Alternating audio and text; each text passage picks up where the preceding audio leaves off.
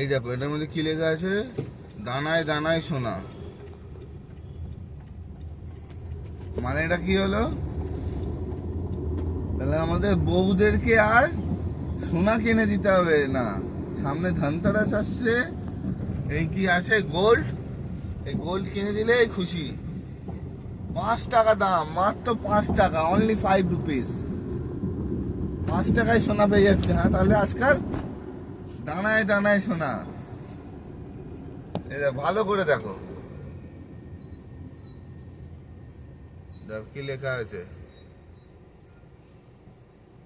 দানায় দানায় সোনা।